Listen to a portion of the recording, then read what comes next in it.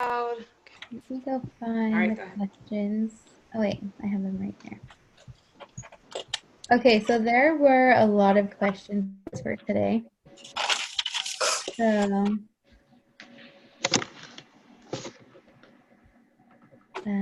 hold on, I just lost them. So let me go find them.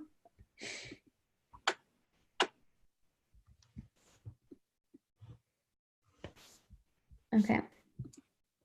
So I'm guessing we don't want to go through all of the questions because there are so many, but we can. Does anyone like have a favorite question they want to go to first? Or anything they want to talk about first? I do want to make sure we get to the one where the two young men were talking about marriage. Yeah, That's the only one that I really wanted to, discuss. yeah. Okay, let's go to that one then because I liked it too. So the first one is, what did you learn about persuasive speaking in Taylor Molly's speech? I think that was the one. Yeah, it was just before the two young men. Oh, that was the guy who was kind of being humorous, right? Yeah, yeah. Okay, I actually really enjoyed watching that because he taught, like, I feel like he was describing how I speak, to be honest, because he used the word like, and then how he would pause, and then at the end he'd be like, and I feel like that is a very ineffective way of persuading people to believe what you believe. And so, I mean, I can't even think of like a time where I did that, where I was trying to like persuade someone or convince them. But I instantly thought of my mission. And if I like tried that on my mission, I would not be a very effective missionary.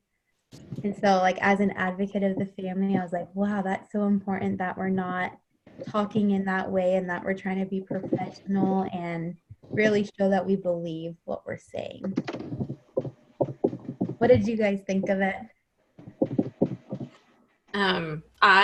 I love that one too.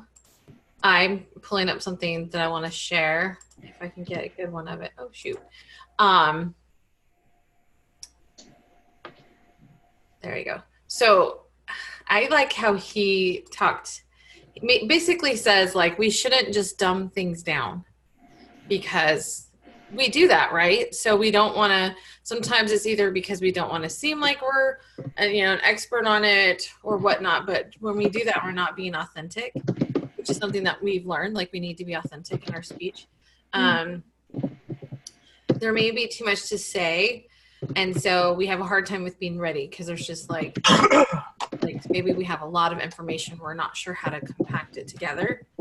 So I think it gets in the way. Like sometimes if someone asks me a question, I have so many thoughts and feelings on it, so I don't know where to start. Whereas like if we start thinking about certain topics, like I think that's why we're learning these things, if we kind of compile our thoughts ahead of time, then we'll have be able to have like what's called an elevator speech or an elevator pitch. So if someone says, well, what are your views on XYZ? You can say, oh, well, and at least you have a little basis that you could start at. So you're not just like dumbfounded right away. But can I share something? I'm going to share it on the screen. This is my favorite quote. This is what I live by in my life. Yeah. See if it pops up. Can you see this quote right here? Yes. Okay. So Oh, this I is love what this this guy one. reminded me of. Do you love this one? Mm-hmm. It's basically, I'll just read it really quick. Our deepest fear is not that we are inadequate. Our deepest fear is that we are powerful beyond measure. It is our light, not our darkness, that most frightens us. We ask ourselves, who am I to be brilliant, gorgeous, talented, fabulous? Actually, who are you? Who are we not to be? You are a child of God. Your playing small in the world does not serve the world. There's nothing enlightened about shrinking so that other people won't feel insecure around you. We are all meant to shine as children do. We were born to make manifest the glory of God that is within us. It is not just in some of us, it's in everyone. And as we let our own light shine, we unconsciously give others permission to do the same. As we are liberated from our own fear, our presence automatically liberates others. And so that's what his speech reminded me of, is just like, yeah, we have to not be afraid of have that power. We're taught in church to speak with the Spirit. And I don't know about you, but there's been times where I have done something where I'm speaking and I know that I've got the Spirit backing me up. And I also know when I start to deviate and sidetrack. So same thing, we can use that same feeling and that same, you know, in the spirit of it. Doesn't mean that we're testifying of gospel principles in the way of Bible bashing like that one kid that we'll get to, but that you have that power and that it's really a shared power. Like everyone can feed off of that instead of making people afraid of it. So anyways, that's my thought. I love that. What did you guys think? Particularly about what? What was that? Particularly about what? In specific, his speech, or just about the class in general? About the Taylor Molly speech, or about what Amy said?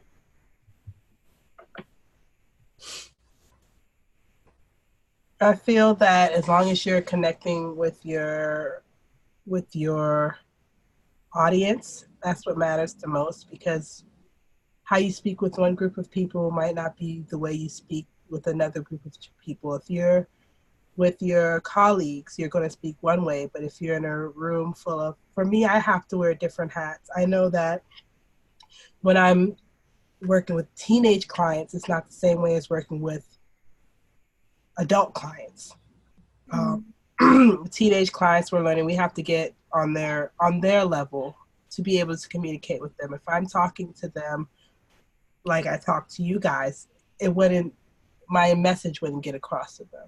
Yes, it would seem as though I was professional, but it wouldn't impact them as much. I mean, this week we've learned about telling a story, and I was looking at the two different advocates for and against, and I realized that I've always been in debating or professional speaking at one point in my life. I've always dealt with public speaking. So like I said, wherever your audience is, you have to resonate with your audience so that you can get the message across. Yeah. Sorry, I'm just writing that down and then I'll share my thought. Okay. Amy, I really liked how you talked about how it's like with the help of God and the Spirit that we can kind of focus what we say and how we say it. And that quote you shared. I think that for me, a lot of times when I'm speaking to people or to a group of people, giving a training, whatever, I get very nervous. But I'll say the wrong thing. And what you just need to maybe lower that fear a little bit, to just have confidence in it and know that it will be okay. Yeah, that's good. So thank you. Well, I like what Yolanda said about knowing your audience, because I feel with those young men on the pro and, con side, it was sad because the one that was quoting all the scripture, although I loved his conviction in it, it wasn't the right place to just spew out scripture. Another situation that would have been fine and had a more impact. But even me, who loves all the scriptures, I'm listening to him and I'm like, oh my gosh, if I heard this somewhere, I would be turned off, Whereas the other guy did a great job. I'm sorry, I'm kind of already going into the next one. No, that's perfect.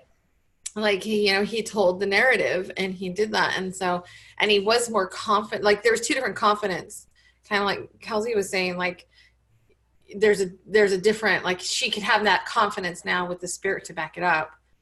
And there's different types of confidences, and I think the second one, he felt very confident and he did a great job, connecting, and he, and doing a call to action. And so, yeah, I was like, well, unfortunate because I'm not on that side, but yet his speech was obviously more, if you're looking at it as a speech, it was just better.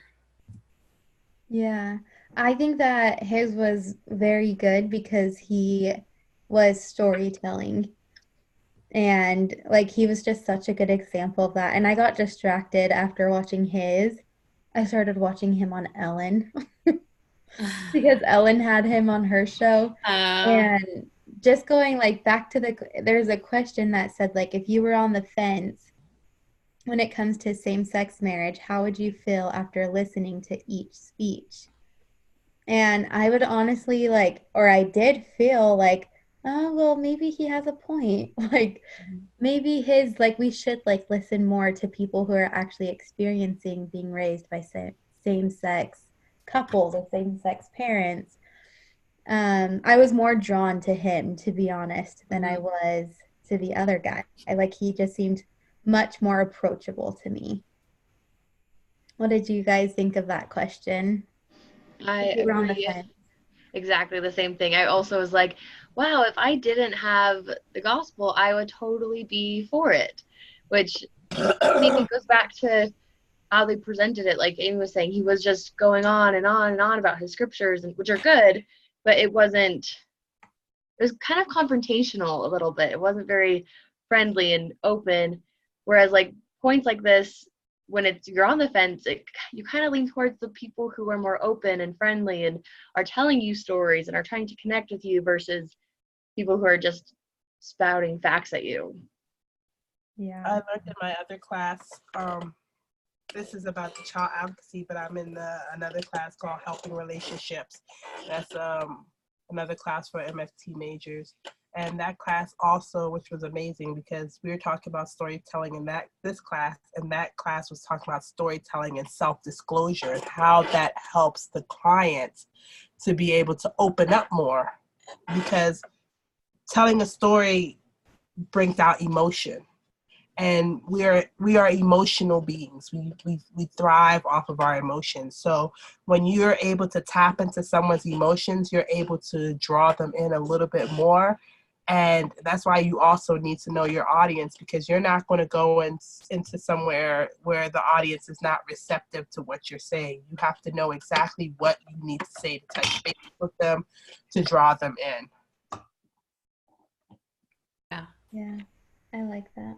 I did, however, find a hole in his argument. So I actually watched them both twice because I was very upset that this other guy. I mean, seemed like a great guy, and I don't have any issues behind what he's saying, and I do appreciate that he's like this very upstanding guy. It seems great, but he said something towards the end that said his upbringing had nothing to do with his character. So like I forgot exactly. I think that's kind of how he said it. Like, so what if I was raised by two women that didn't have anything to do with my character? So instead of saying, because I was raised by two women, I have this great character, he said that has nothing to do with it. And I thought that's kind of the whole, because it's like he's saying that that how we're raised, shouldn't matter. And so that just gives a little niche in there to say, well, so you were the one part of the case that did work out, but there's also studies that show there's a lot on the other side, So he was just saying kind of like, well, I would have been either way. And it was just like, it just brought just a tiny bit of weakness to his argument. Just saying that people are still individual. So I don't know. That was the only like hole I could find, and I don't even know if I explained it well enough. But yeah, that was it. That's all I could find in there, is that he just says, well, it has nothing to do with it. So it doesn't mean that he's necessarily pro, like, hey, this is a great idea. He's basically saying, it doesn't do the same amount of damage as people think it does. So then that's a good hole to kind of wedge something in. Yeah, I agree. I also think both of them actually could have used more like stats, I guess, like more facts that came with it. Because, like we learned in our study this week, like science plus storytelling or personal experience and emotion can like really like be the best way. Mm-hmm. And so I kind of feel like they were lacking some of that with their speeches too. I don't know if they like weren't allowed to, or I thought that was interesting. Yeah, I think if they did a lot, it may not have been good because it'd be like, oh, they're just throwing facts. But yeah, throwing in a couple data points in there would have been good. Yeah. So you kind of answered the question, Amy, about what was less effective about each speech. Does anyone have anything else they want to add to that? Okay, then I'm going to read the next few questions. Or I can go back up. Did you guys get to watch the speech by Marcia's? Is that how you say it? It says, "What are your thoughts on Marcia's mini speech given at Harvard?" I liked her mini speech. It really, touched me as far as me being a mother, remembering my mother, and as far as the sacrifices that I made. It made a point. It made a point, and I understood where she was coming from, and I really liked it. I didn't see that on the page. Was it from our other study page? So, so Marcia was the one that did the long, it was like a 50-minute video. She was at a BYU class doing this. Oh, okay, yeah. And so the mini speech was that little thing that she shared, that she had made the speech years ago when she was in a class there. And she was there with a whole bunch of feminists, and she was talking about, kind of motherhood. So Okay. it was kind of a speech within her lesson. But I thought it was powerful because she didn't go and like attack feminism, so sometimes feminism attacks motherhood. She basically said, that's fine. Feminism is okay, but let's not make it go so far that we don't hold on to some of the values or don't validate those who want to hold on to some of the older values and traditions. And so that's what I liked about it, is that she wasn't just saying, feminism is bad. She's just like, yeah, that's great, but let's just be careful not to go so overboard that we forget about everything else, and that it is still important to people to be mothers and wives and raise a family and all of that. So I thought she did a great job.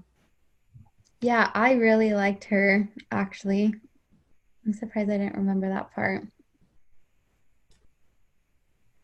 I keep losing my question list.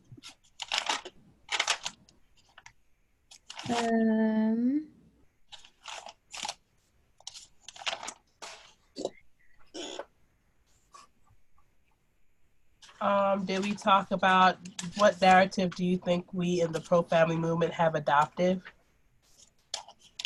No, we haven't answered that one yet. I wrote it down somewhere. I think I wrote it down on my notes. If I could find them. I started putting everything on Google Docs because my computer had my 12-page research paper in there. So, yeah. Oh, no. Yeah, I cried that night. Yeah, I did. That's what happened to me, Yolanda. It's the worst. I'm like, what is going on? Why is my paper locked in this computer? It's still thrown on the floor. I just threw it on the floor. I was done with it. Yeah.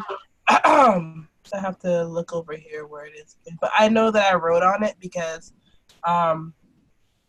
the question, what stood out to me is, what exactly is a narrative? And I realized that there's so many different type of narratives that are out there. When it comes to sharing information with people, we have different ways of doing it.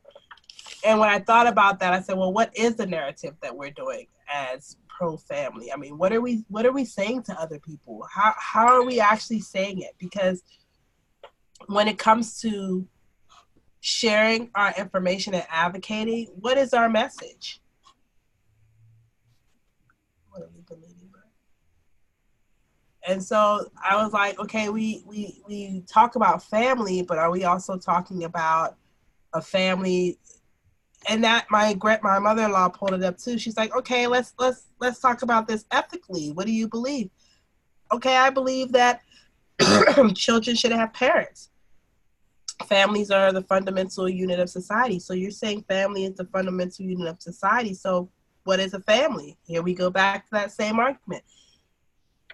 My definition of family and someone else's definition of family might be different, you know? So am I saying that that if you don't have a husband and wife, that you're not a family? She said that's an inconsistency in your moral belief. They're coming at you now. What is our message? How can we be inclusive of everyone and still stand our ground? So now it gets into deeper pondering. It's not just about let's regurgitate what this classroom setting is giving us. How are we specifically? And you can't get angry. This is where they're telling you to disagree but not be disagreeable. You can't be angry with these people because they feel just as strongly and passionately about what you feel. Mm-hmm. So I think that all children should be able to be raised in a loving environment that includes parents that are of complementary sexes, a mother and a father, because they each bring something different to the upbringing and development of that child. Not saying that a family cannot be two individuals that love that child, but you need those two key aspects to definitely socialize and have that child be developmentally stable. Like he said, yes, he had two parents. They were two females. That doesn't make him a bad guy. It doesn't. But it can be scientifically, statistically proven that there is something going on in him that would not be there if he had two complementary sex caretakers in his upbringing. And it's also a wordplay. You have to be able to use the words and twist them, because if I would have just said a husband and a wife, you would have had people jumping down. Yeah. But when you say complementary sex, they cannot deny that, because the biggest thing that we're saying right now is, I hate to say it, but the homosexual people can thank the heterosexual people, because we're the only ones that can make more homosexual people. You have to have a husband and a wife to make more children. And then you'll get to people that'll say, oh, well, it could be a transgender man and a transgender woman. That's back to being the same thing. You have two people that are complementary sex that can make a child. It doesn't matter which other way that you can say it. We need to have that for the continuation of humanity. There's no other way. People may say that there's too many of us anyways. Doesn't matter.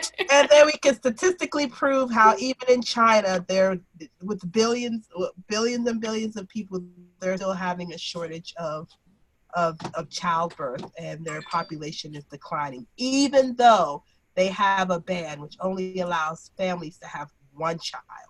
And then they still have an issue because I think we read it this week. We did. Yeah. Still have an issue because they would rather have males than females, but now they don't have enough females to continue on to keep reproducing society. So ergo, we still have a problem. Yeah. So when I read that question about what narrative do we think the pro-family movement has adopted, so I was just kind of thinking of everything we've heard so far.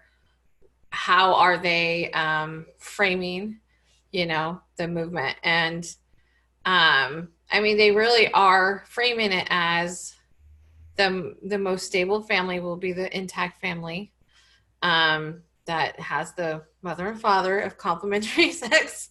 But I see them kind of using the me, us, and society strategy of the narrative, because what pro-family talks about is they talk about the me, like the individual. So with all of the pro-life and things like that, it's talking about the individual. When it's talking about children growing up and being stable, it's talking about that individual child. And then the us, the little broader, like talking about the family in general and what statistically and science has proven is best for the family. And then on society, which is a huge one. So it's kind of just putting in sort of what Yolanda was just talking about is the narrative does show that pro-family is for all levels. So you can't just say, well, this is just how I want to live my life, so it's not harming anybody. And in reality, there is always that bigger picture. So that's kind of how I looked at it, is they look at it from at the small point view all the way up to the larger societal one. I like that. I thought of something completely different than you guys when I read that question, and I'm probably thinking of it No, it wrong. was a hard question. So But when I read that, like when someone thinks of a person who is pro-family or any of like they are against same-sex marriage, I thought like a lot of my friends who aren't members or even who like are Christian and believe the same way I do, the way they describe the situation sometimes is that they're homophobic or they're against what is it? Like free agency or something like that. Like you're taking something away from them, you're taking away choice. And that, like, I feel like if we are giving that, to me, that's what I thought of like with a narrative. If we're giving that narrative to other people, then maybe we're doing it the wrong way. And I like how Yolanda brought up this quote. I think it was Elder Cooks or Oaks, I forget how he said, we can disagree, but we shouldn't be disagreeable. And I think that sometimes we do come across that way. I don't know. And that's why I really liked this class, because I do very strongly believe in marriage between a man and a woman. But if I was like talking to that guy who gave the speech of his mom being like they were lesbians, like I would have a hard time talking with him about it because I would feel bad or guilty. But I think when we, I don't know, remember like we're pro family, like we're rooting for him and his family to have all the blessings. Like, I don't know, when I liked the word pro family because that's exactly what we are. And we want every single family to have all the blessings that God has for them. And it's hard to explain that to people, I guess, without being harsh or I don't know. Now I'm just kind of like rambling, but anyway, that's what I thought of. no, and that's good because it kind of goes on to the next question as well. Is like, what do you think? How you think we're viewed by those who oppose us? And I kind of put some of the things that people might think that we're haters or bigots or things like that. And so, how can we change that? And I remember when the whole the nationwide lift on gay marriage happened. So when was that? 2015, something like that. The church put out that statement and is talking about fighting for people's rights. And so I think the church is trying to say, we're not saying we don't like these people. We're saying this is what we believe. This is what we're going to fight for. But we still will obey the law of the lands as long as those laws exist. And we will fight for people's right, like individual people's rights. So we're not going to say, yeah, sure, same-sex marriage. We're going to say, no, we're against that, but we want people to be able to have their free agency and their rights and things like that. And so that's how I look at it. Like I have some people I've talked to recently about it, and it's hard because I have like this really good friend now, and he's gay and has a partner. I haven't met his partner, but it's kind of like we connected before he really knew my views on it, and before I had a suspicion that he was gay, but before I knew for sure. And so it was really it was nice to have that connection first, because then he could see, oh, you're also just a person. And I'm like, yeah, I treated you like a human being. I care about you. You care about me, you care what's going on. And so, yeah, we have these big things that we have differences on, but we're still individual and we're still going to treat each other respectfully. And so, I mean, yeah, obviously we can't have that connection with everyone before they, jump down our throats, but finding something and reframing it like we've been taught to, so that it kind of doesn't make it sound like we're hateful, but just that we are allowed to have these beliefs just like you're allowed to have yours. I will treat you with respect. I just want you to treat me with respect. It's really the golden rule when it comes down to it. Yeah, I like that. Okay, well, I think we're actually good on time. I was timing us that whole time. Okay. So we could end there unless you guys had anything else you wanted to add. And then Kesley could do the notes.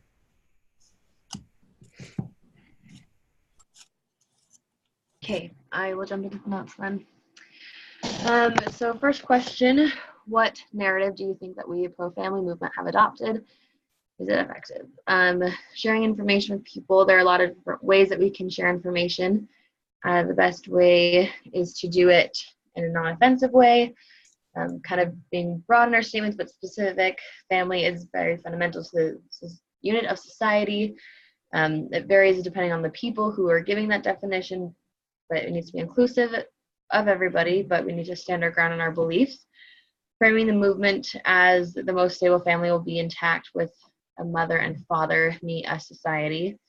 Talking about Elder Oak's quote, we can disagree but not be disagreeable.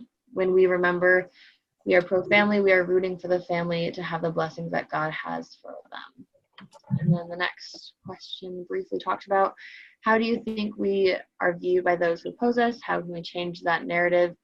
Talking about the church and how we state our beliefs, we follow the laws of the land, but we fight for the people's rights, we respect others, try to gain the basis of mutual respect and friendship, and as people, humans, before people jump down throats, hopefully.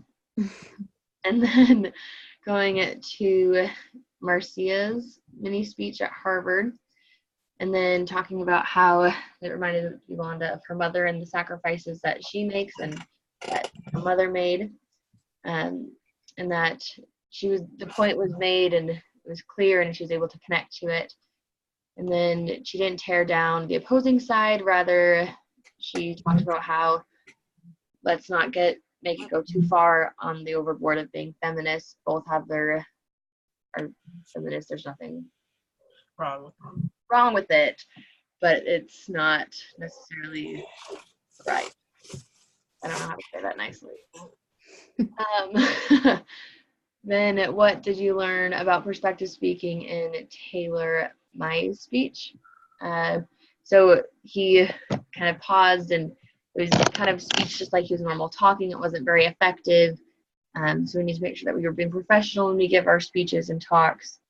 We shouldn't dumb things down. We need to make sure we're being authentic. We have a lot to say. We need to make sure that we are clear and concise in our thoughts and feelings ahead of time so that we can have a clear little elevator pitch that we can give and have a basis to start at. We have the ability to speak with the guidance and help of the Holy Ghost, and it can give us the confidence that can make or break a speaker. Connect with audience, different situations, speaking differently to help get the message across, to connect with the people so they can have a better experience and outcome of our speech. The opposing to civil marriage, Zach question. Wasn't really the time and place for all the quotes and scriptures, the different confidences that we talked about before. The for side was a good storyteller, very captive. Storytelling helps get the client open and brings out more emotion, draws them in a little bit more. And the same goes for when we're giving a speech to a group of audience, helps them feel more emotion, connect more with the speech. Talked about how science and emotion are important, so statistics and stories are the best mix for getting information across. Data points have been more helpful in those speeches. And I think that is everything we talked about. Dang, good note taker. Oh, thank Sorry, you. I kind of threw it up all at you. No, that was perfect. Perfect. All right, I will get this posted. I'm going to stop it now. All right. Okay, and then next